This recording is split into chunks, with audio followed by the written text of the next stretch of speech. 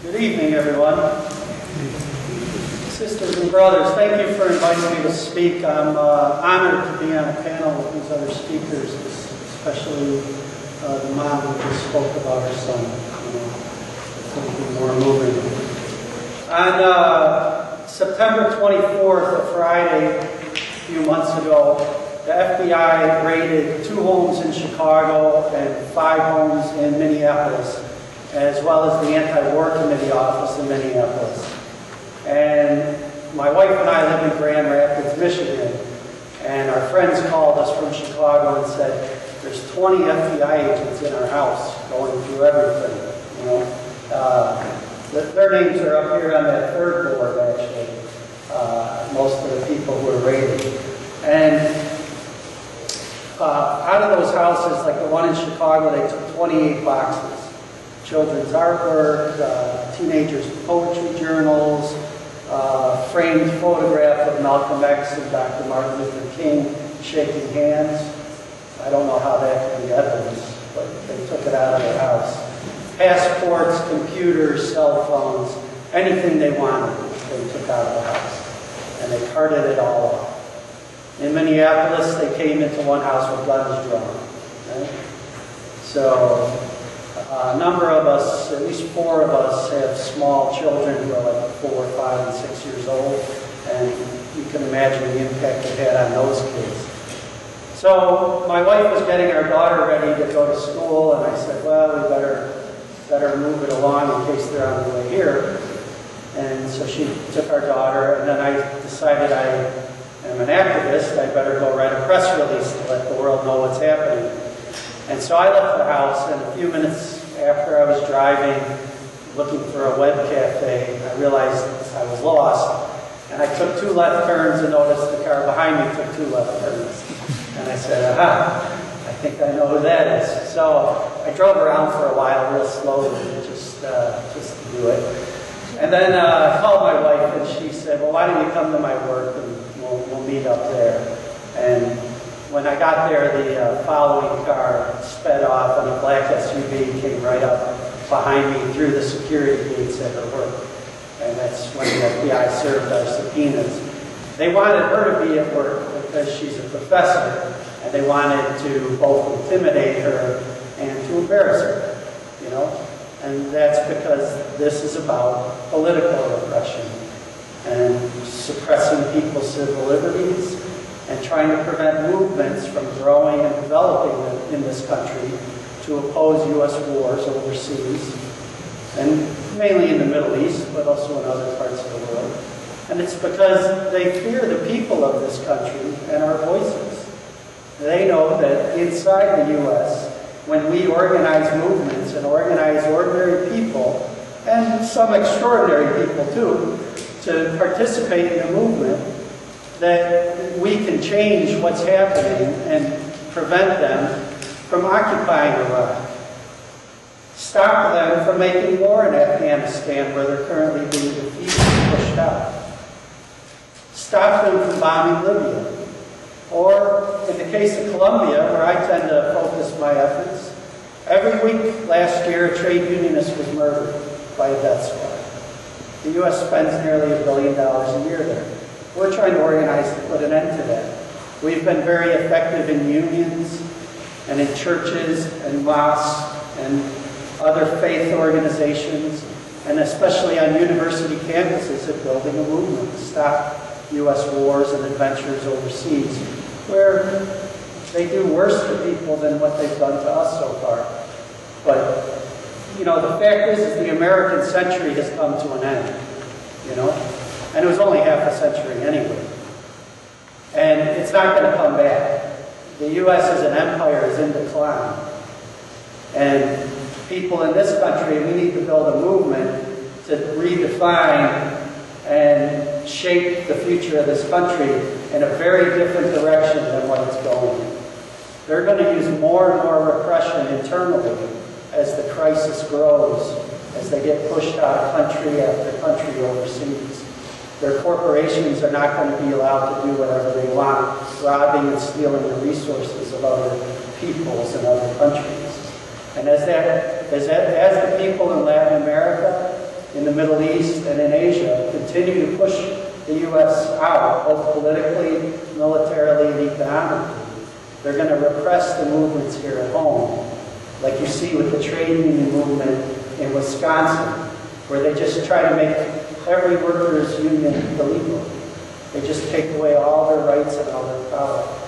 And it's good that these movements have sprung up in opposition. How about the dream of having immigrants' rights and having legalization for all the people who are here without papers? They could easily grant this, but we have to fight to make it happen. And they're not going to allow it to happen unless we make them do it. And the reason why is because they make huge profits off of that labor.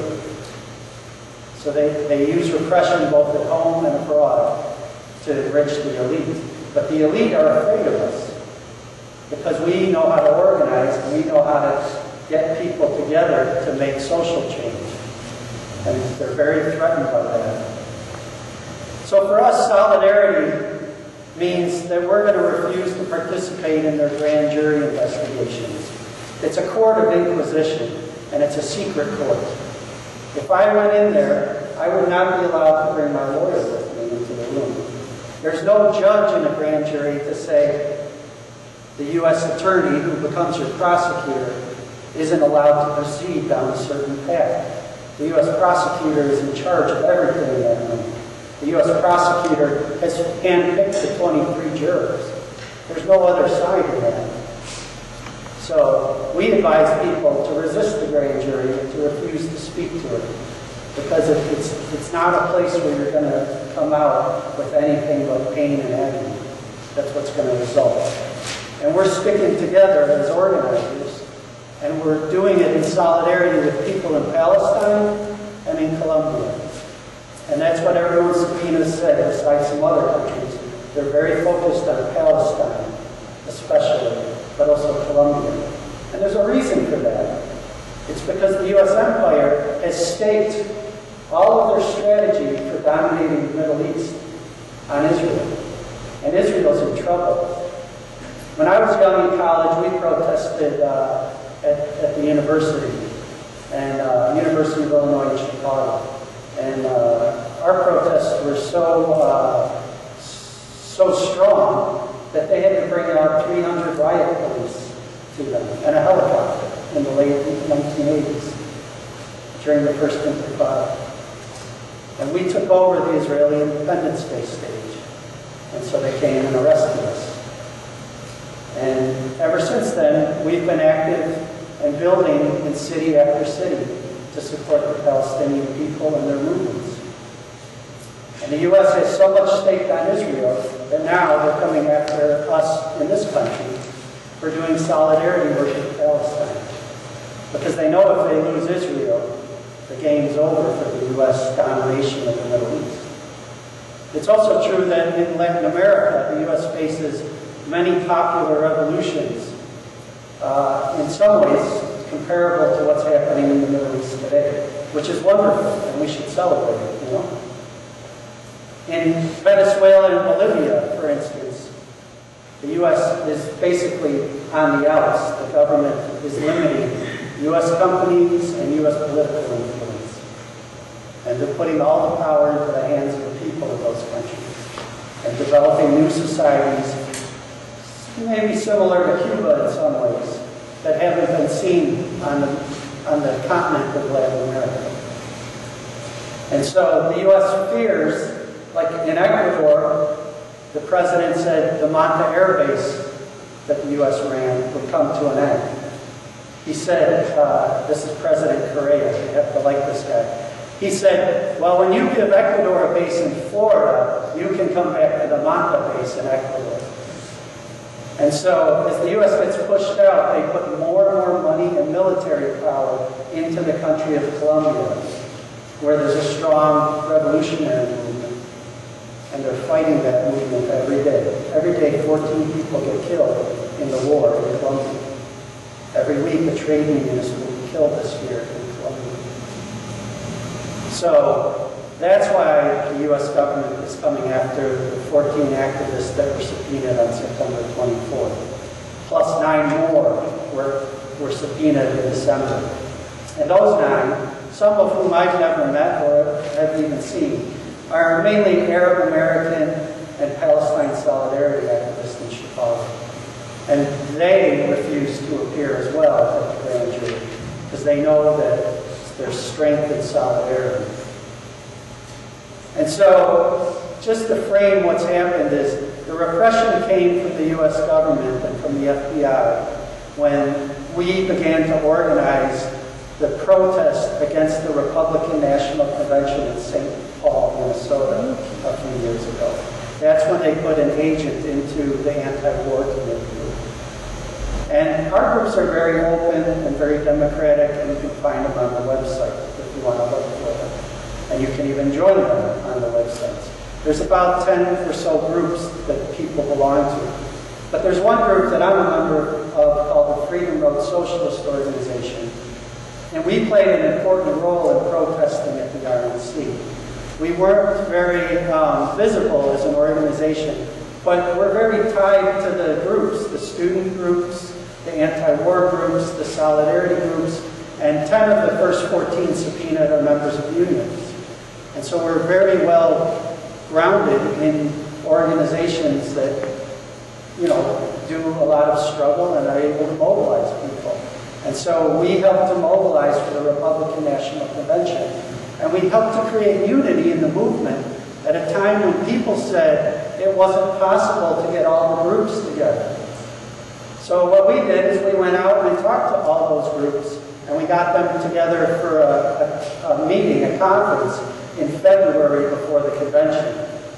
And we did what people thought couldn't be done. And then, you know, we forced unity upon people by letting all the leaders hear from, you know, the members of groups from across the country. And so we were able to forge a unity and make a 30,000 person protest outside the Republican National Convention. And then on day 4 of the convention, we held another protest that was more militant, where 400 people ended up being arrested, including many of our leaders. And on that day, McCain was crowned King of the Republicans, but he had to share the TV screen with the anti-war protest. And so we think that having the anti-war movement participate in that helped lead to the defeat of the more reactionary party in this country.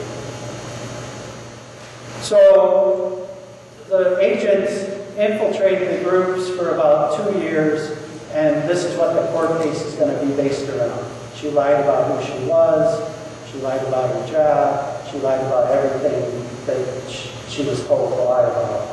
And that's what the U.S. government will base a court case around, to put some of us in prison. If we are called back to the grand jury, everyone is stated individually, if they're given immunity, they still plan to not speak at the grand jury. At that point, we can either be put in jail for the duration of the grand jury, or the other path the government may choose is to indict or to arrest some of us and then have a trial. And the trial threatens at least 7 years in prison, federal prison, if anybody is found guilty. And so the stakes are high for us. But we do what we do, and we've done it for decades, because we believe in social justice, we believe in social change, and we're dedicated not just to people in our country, but to those who suffer war and occupation in other countries. And we're not going to speak at a grand jury about the people we've met in other countries, because while it may mean jail for us, it'll mean death squads for them. And we're not going to do that. And so, I want to talk about the movement that's come out to support us, because it's been overwhelming, and it's tremendous to see. And we're happy to connect with all the people on this board and stand with them against repression at home. We're standing up for free speech, we're standing up for the right to organize, and we're standing on principle that international solidarity is a human right. And while someone like Ricardo Palmera, the Colombian revolutionary, who we protested outside his 4 trials, He's held in solitary confinement in Florence, Colorado, Supermax. That's a violation of his human rights. He's chained hand and ankles and waist, and then has a shock machine attached to him while he appears on trial by video in a court in Colombia. He's in Colorado chained with a shock machine, so if he reaches too quickly for his papers, he gets a shock. While he's supposedly on trial, you know, he can't even face his accusers. But that's what this government is doing right now. It's shameful. It's shocking to the rest of the world. It should be shocking to people in this country. I know that it's shocking to me, and I really respect people like Samuel Arian who do things like go on hunger strike. What tremendous strength it takes to do such a thing. I hope that we can measure up to what he's done in our trials and tribulations. But the movement here has been tremendous.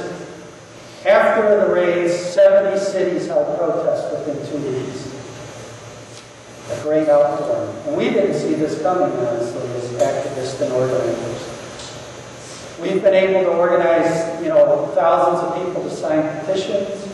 And then after the 9 people were subpoenaed in December, they were supposed to appear at the grand jury on January 25th. And we held close to 60 protests that day. And people in the Ukraine and Australia and Canada and Ireland also held protests. People we don't know. It's really great. So what we're asking people to do now, in the case of indictments, or in the case of the grand jury subpoenas being reactivated, and people facing going to jail for not speaking at the grand jury, we're asking you to sign a pledge of resistance, which I'll pass out. And the pledge to resist asks you to organize a protest when the federal government makes its next step. And we understand that when we resist, it's not just for us as individuals. We're part of a broader movement. We see ourselves as part of the leadership of a building movement against war. And we want you to participate in that. What the government has on their side is repression, which causes fear. What we have is we have solidarity, which is based on our own strength and our own ability to organize people. And we need your help doing it, whether it's in your holy places, whether it's in your workplace, whether it's in your community, or whether it's on campus.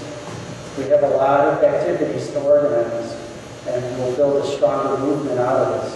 Even if some of us end up in prison, we want to have a strong movement outside. Because we'll put an end to this repression. That's what we're going to do. Thank you. Just to speak to our experience, was the day of the raids. Like I said, you know, people, we trained each other well. So my response was, we need a press release, you know. And we were surprised by the raids. We thought the FBI might use methods of repression against us and kind of build it up over years, but we were very shocked by the raids. So within 2 hours of the raids, I was speaking to CNN, Chicago Tribune, you know, major media outlets, because they wanted to make it a story. We do things to try to grab the media attention, but it's hard to do, frankly. So the days when we called, like the January 25th, when the 9 were supposed to appear at the grand jury, we tried to get a lot of media attention around it. And we did very well in Chicago, where the grand jury was. We actually met the media inside the federal building, and then the U.S. attorney had everyone, including the media, kicked out of the federal building, which just makes it more of a story for us. So we do try to, everyone holds their press conferences in the federal building, but we're not allowed to, right? So, you know, we try to do things like that. Glenn Beck finally picked up on us about a month ago, claiming that we were manipulating the Madison, Wisconsin protest, and that in particular the Freedom Road Socialist Organization was manipulating police teachers and firefighters through our union work, you know. And if we weren't under political repression from the FBI, there might have been a little bit more truth to it. But I don't think you can manipulate most union members. They're too smart, you know. And but it gave us good exposure. Negative is how he would view it, but we got a lot of mileage out of it actually, and it gained us a lot of petition signatures on our website because we leafleted about it. So that's our direct experience, but it's hard to keep the media focused. It just is. I maybe have a slightly different view, but I agree with much of what you said. I think it's bigger than the president. It's the system. The empire is crumbling. The empire is collapsing. And so whoever is, the president is trying to manage a system that's failing. And I'm not saying it's going to happen overnight, but it's happening. And so you have this tremendous economic crisis, in the imperialist countries in Europe and the U.S. and in Japan, which now it's even worse for Japan. And the U.S. has to send all kinds of troops there too. But that's an even bigger crisis for the Japanese empire in Asia. They're going to decline significantly, I would predict. And the U.S. will try to manage it doesn't collapse the Japanese influence in Asia. But this economic crisis, Wall Street seems to be coming out of it. But, the jobs creation isn't very significant. Unemployment's going down because people are going to school and to retraining programs, not because they have new jobs, And so they haven't solved the crisis in a temporary fashion. And in the long term, I think whoever the president is they're waking up every day with a difficult job. That there's rebellions throughout the Middle East that have muted their message about the U.S., but it's clear, if you understand the situation, that the masses of people are tired of tyrants, and they're tired of these reactionary governments. And they want the people to have more power and more say. And that comes at the expense of the U.S. empire. And it's the same in Latin America, and it's not reported on in Asia either, but the same processes are happening in country after country in Asia. In particular, I would say in the Philippines. The U.S. is slowly being pushed out of the Philippines. And the reason that the American public aren't aware of it, I think people are smart, I think most working people are very intelligent. But the media here is owned by the same people who own and operate the government, so to speak. It's a government by the rich, for the rich, and of the rich. And they own the media too. And actually the media is being concentrated into fewer and fewer hands. I mean, it's very extreme. 20 years ago when I was in college, it was maybe 15 or 16 kind of corporations, and now it's fewer than 5, or 5 or fewer. And that's pretty extreme in 20 years. So the message that's coming out of the media, it's either confusing or has a twist on it, or a royal wedding, which anyone who lives in a democracy should not be celebrating royal weddings. But that gets more time than an actual war in Afghanistan on a daily basis on the main news shows. And so the media purposefully tries to confuse people and does not educate them. And so I don't blame people for that. We have to watch entertainment shows to get our news. And our news are entertainment shows. It's kind of a strange society to live in, We torture people in this country. We torture people in Guantanamo, which is occupied Cuba. That land and that territory belongs to Cuba. The U.S. doesn't belong there. It should be shut down and given back to Cuba. But that's not reported in the news. It's not a daily topic of life. And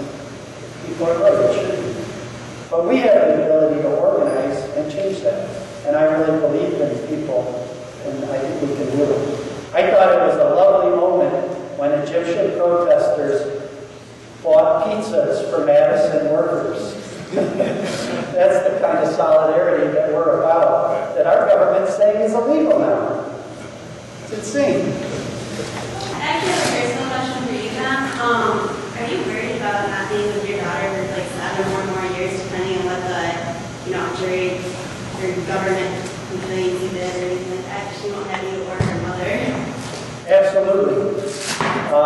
We're very worried about it, and we try to keep a positive and optimistic attitude about our organizing and the ability to stop this.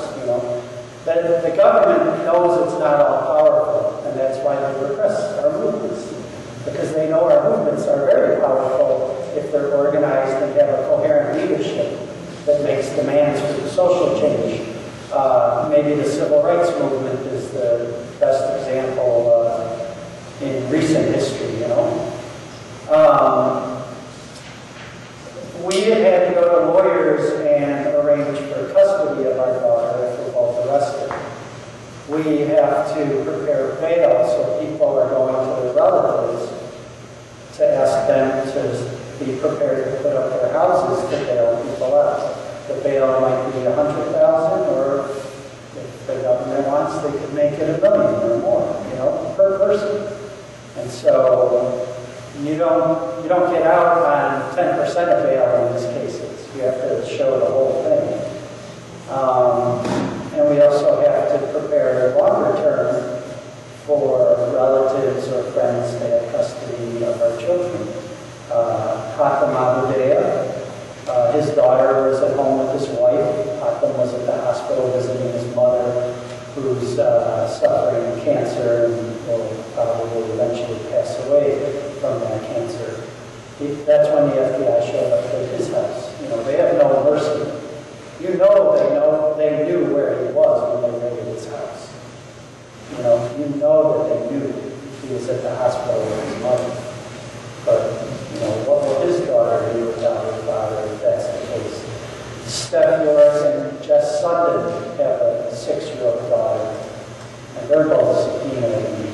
They're saying that, Jess was part of potluck dinners that raised money for the Women's Union in Palestine. They raised $300 or $400. That was part of a solidarity trip. The money was to go to a children's center, daycare. And that's the big evidence that the government's waving in our face, There's other, Meredith Abbey has a problem, So her partner will have to raise the child if we go to jail, or the grand jury, or to prison. So, the stakes are high for us, and I think about it every day, but when I come to talk to people and organize, I smile a lot and try to take a positive attitude that we can stop this, and we can stop it happening to all those other folks too, So, thank you for that.